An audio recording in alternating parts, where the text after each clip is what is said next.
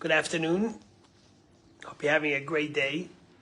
Today in America, we pause to celebrate the remarkable life and struggle of Dr. Reverend Martin Luther King, who ultimately paid the ultimate with his life. And we all remember the last speech MLK gave the night before his assassination in Memphis, where he said, and he quoted the Bible, "I have climbed to the top of the mountain. I have seen the promised land. I may not get there, but you will." Reverend Martin Luther King quoted a lot of Isaiah and the scriptures in his struggle for equality and an end to racism and slavery. He was a remarkable human being who got a lot of his strength from Moses and the Bible. And I want to tell you something else that made him unique and what he learned from Moses and the Bible. In last week's Torah portion, we learned how God chooses Moses to be the leader to take the Jewish people out of Egypt. And we read the story of the burning bush. And Moses is walking and he sees a burning bush and he turns, and the Torah tells us, Moses says, "Asura, let me turn to see what's going on. Why is this bush burning and not being consumed?" And the Bible continues that God saw that he turned to see. And God called him out and said, "Moses, Moses." And he said, "Hineni, here I am."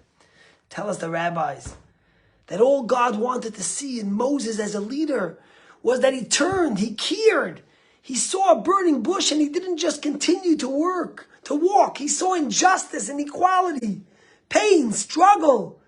And instead of continuing to walk, he turned with empathy because he cared, because he couldn't tolerate injustice. And when God sees that, God calls him out and he says, "Vayomer hineni." Moses says, "Here I am ready to fight the struggle against injustice." You think about MLK and all the inspiration he got from the Bible and from Moses. But there's something else in the beginning of this week's Torah portion. God says, "V'otzeisi etchem mitachat sivlot Mitzrayim." I will take you out from under the burdens of Egypt. The word sivlot, which means burdens, also has another word to it. Has another meaning to it, Sivlot comes from the word savlanut, which means patience. You know, in Hebrew, you tell someone, "Rega, savlanut, have patience." Because ultimately, when someone carries a burden, they need to have savlanut, they have patience to be able to carry that burden. And the Torah is teaching us a remarkable insight to what it means to leave slavery. That first, you don't leave slavery physically, but you leave slavery in your mind. The moment you begin to stop carrying the burden, to stop having patience for what you see. The moment you see injustice, and instead of having patience, you cry to be taken out of that burden. You recognize it's a burden. So God tells the Jewish people, "I will take you out from under the burden of Egypt." But also he says, "I will take you out from under the tolerance." From that sense that you're tolerating the suffering that you have. And that was a remarkable life of Martin Luther King. That unlike many others in his generation who saw suffering and pain and injustice, he said, "I will not tolerate this anymore. I will fight." And ultimately, he paid with his life.